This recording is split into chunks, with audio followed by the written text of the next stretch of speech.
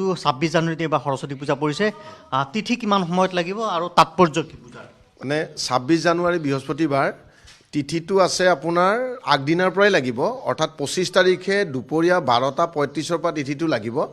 আৰু 26 জানুৱাৰীৰ দিনাখন ৰাতিপুৱা 10:28 আছে মই আকৌ 26 জানুৱাৰীৰ দিনাখন ৰাতিপুৱা 10:28 লৈকে শুক্ল পঞ্চমী তিথিটো আছে এই উদিত সূৰ্যত নিয়মতে তিথিত মানে পূজা হয় সেইকাৰণে 26 জানুৱাৰীৰ দিনা পূজা হ'ব যদিও শুক্ল পঞ্চমী তিথিটো আগদিনা 12:35 পৰা লাগে সৰস্বতী পূজা খুব ধুনীয়া চখ কৰি ষ্টাইল কৰি পূজা কৰিব লাগে কাৰণ সৰস্বতীয়ে নিজে বগা ড্ৰেছ পিন্ধে পদুমৰ ওপৰত থাকে আৰু বগা হাঁহত থাকে আৰু বগা বস্তুতে স্থিৰ বুদ্ধিৰ প্ৰতীক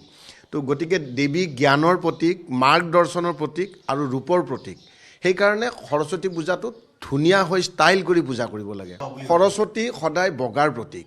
তাতে সিদিনাখন বৃহস্পতিবাৰ গতিকে বগা ড্ৰেছ পিন্ধি পেলাই পূজা কৰিব আৰু মানে বগা পিন্ধিব লাগে আৰু নিৰামিষ খাব লাগে আৰু এই সৰস্বতী পূজাটো মেইনলি বগৰী দি পূজা কৰিব লাগে কাৰণ বগৰী এই কাৰণে কৰিব লাগে তাৰমানে বদৰিকা আশ্ৰম বুলি এখন আশ্ৰমত আছে দাপৰ যুগৰ বেদব্যাসে সেই বগৰী দি পেলাই ধ্যান তপস্যা আৰম্ভ কৰিছিল তো কৰি পেলাই তেওঁ সংকল্প লৈছিল যে হে সৰস্বতী মা মোক জ্ঞান দিয়া মোক মাৰ্গদৰ্শন কৰা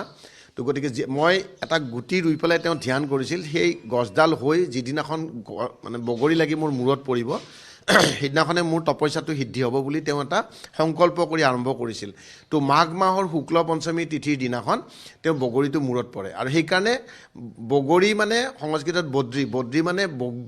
বগৰীৰ পৰা বগৰী হৈছে তো গতিকে বগৰী দি পূজা কৰিব লাগে প্ৰথম কথা ছেকেণ্ড কথা খুব ধুনীয়া হয় ষ্টাইল কৰি কৰিব লাগে কাৰণ কিয় সৰস্বতী জ্ঞান আৰু শুদ্ধ পবিত্ৰতা আৰু মাৰ্গদৰ্শনৰ দেৱী সেইকাৰণে সৰস্বতী পূজাটো সদায় বগা ড্ৰেছ পিন্ধি বগৰী দি পূজা কৰিব লাগে নিৰামিষ খাব লাগে আৰু ছেকেণ্ড কথাটো হ'লগৈ সিদিনাখন খুব পবিত্ৰ দিন সেইকাৰণে কাণ ফুটাব লাগে সেইদিনাখন যদি ছোৱালী মানুহক কাণ ফুটায় তেনেহ'লে বিধৱা নহয় বুলি কয় তো গতিকে কাণ ফুটাব লাগে আৰু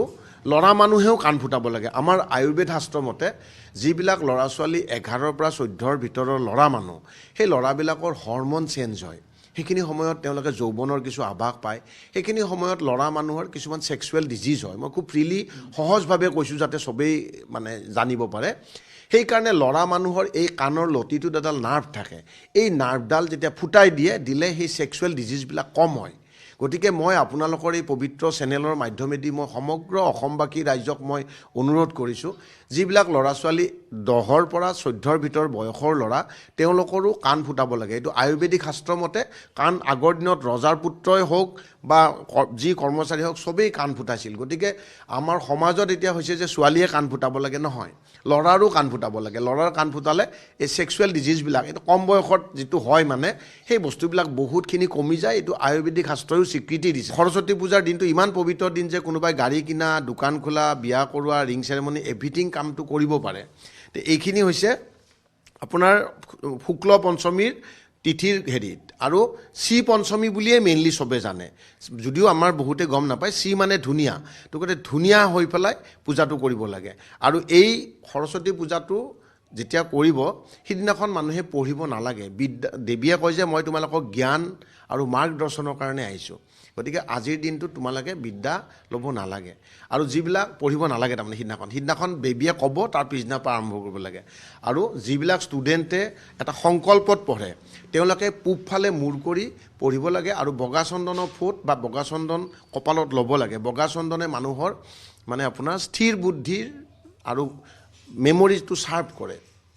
বগা চন্দনে যিবিলাক ষ্টুডেণ্ট হয় শ্ৰী শ্ৰী সৰস্বতী দেৱ্যই নমঃ বুলি 108 বাৰ লিখি দেৱীক দিব লাগে দিলে দেৱীয়ে মনৰ আশা পূৰ্ণ কৰে বুলি আমাৰ সৰস্বতী এইটো পুৰাণতো আছে লিখি 108 বাৰ লিখিব লাগে আৰু যিবিলাক ল'ৰা ছোৱালীয়ে তাৰমানে জ্ঞানৰ ফালে ধাবিত হয় তেওঁলোকে ৰাতিপুৱা শুই উঠি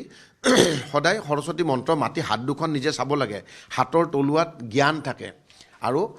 মানে সৰস্বতী মন্ত্ৰ মাতিলে মানুহৰ স্থিৰ বুদ্ধি হয় সেইকাৰণে বগা চন্দন লৈ পূব দিশত মূৰ কৰি পঢ়িব লাগে তেতিয়া মানুহৰ জ্ঞান ডেভেলপমেণ্ট হয়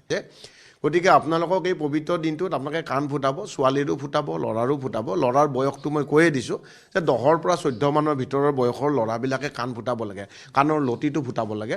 আৰু আপোনালোকে এই পবিত্ৰ মাধ্যমৰ থৈ দিয়ে আপোনালোকে পূজাটো কৰক আৰু পূজাটো বগা ড্ৰেছ পিন্ধিব আৰু চখিন হৈ ষ্টাইল হৈ বগৰীৰে পূজা কৰিব। বগৰীৰে পূজা কৰিলেহে ফল পায়। আৰু যিখিনি ষ্টুডেণ্ট তেওঁলোকক মই আকৌ এবাৰ কৈছোঁ, তোমালোকে সদায় পূব দিশত মূৰ কৰি শুবা আৰু চন্দন ল'বা। ৰাতি গধূলি চন্দন লেপি কপালত ল'বা। চন্দনে মানুহৰ মেমৰি ছাৰ্ভ কৰে। আমাৰ মগজুটোক যিবিলাক হীৰা উপহীৰাই ধৰি ৰাখে, সেই হীৰা উপহীৰাখিনি তাৰমানে চন্দনৰ গোন্ধটো পালে আপোনাৰ মানে সেইবিলাক ষ্ট্ৰেংথেন